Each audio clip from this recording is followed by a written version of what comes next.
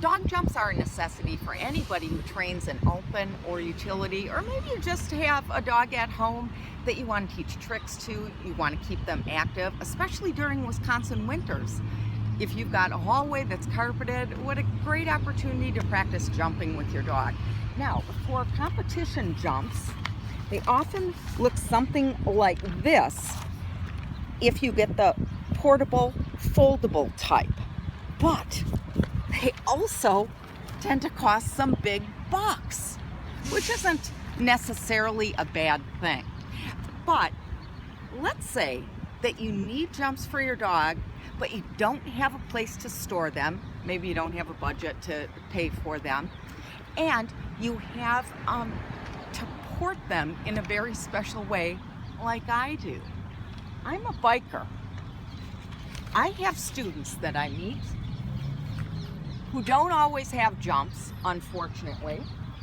So I thought, what if I had something that did double duty? That I could convert this into a broad jump, a bar jump, and a high jump. Plus, I've got all this space so that I can put toys and lines and collars and any other thing that I need to transport. I figured out a way to do it. I'm still working on these prototypes. These are going to evolve, but let me show you briefly what I've done. I made several designs. You see, I was thinking about the bike and the basket and the boards that will insert into the holes that I make in the tall plastic garbage bin. Here's how I've done it.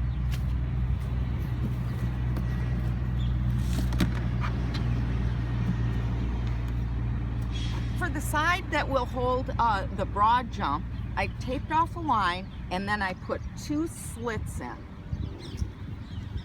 That way, I can slot some cardboard into, or I should say insert into my slots. And I've got one for this, one for that side, and then I'll have a second garbage bin over here so that my doggie is jumping and doing the broad jump like so. For the high jump portion, works a little bit differently. The wastebasket is going to be turned upside down, and I put a number of holes so that it's adjustable.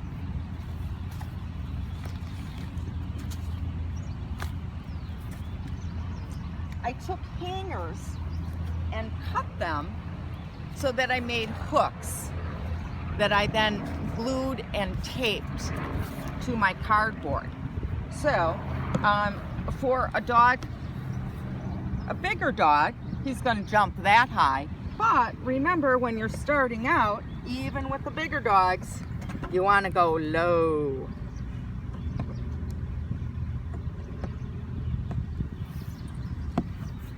It was pretty easy to punch holes into my garbage can simply using a box cutter. When it came time to do these slots, though, I found that there was a little bit of give, and therefore it was easier to punch those holes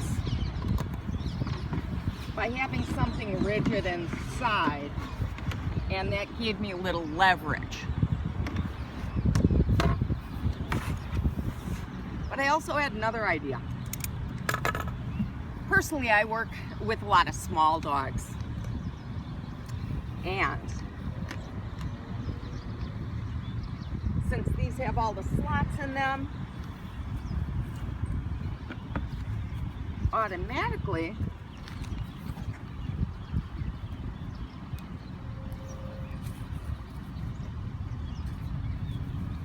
have a way to just create a little jump.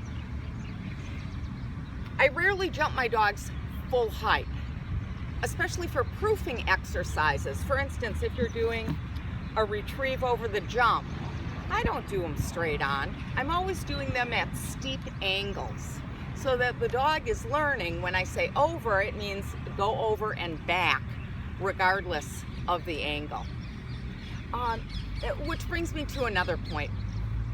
If you're training open and utility and you're only meeting with a group of friends a couple times a week and maybe at the club, I don't think that that is a good way to prepare your dog for competition. I think it's far better that you're training on a daily basis, not necessarily for long periods of time, but you're moving your jumps around to all different locations. The dog is experiencing different environments, sights, and sounds, and you're going to feel a lot more confident as a competitor when you go into the ring.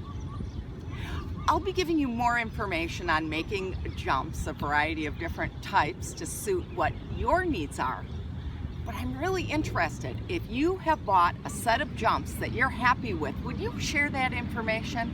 Because most people are not going to want to work on this makeshift stuff.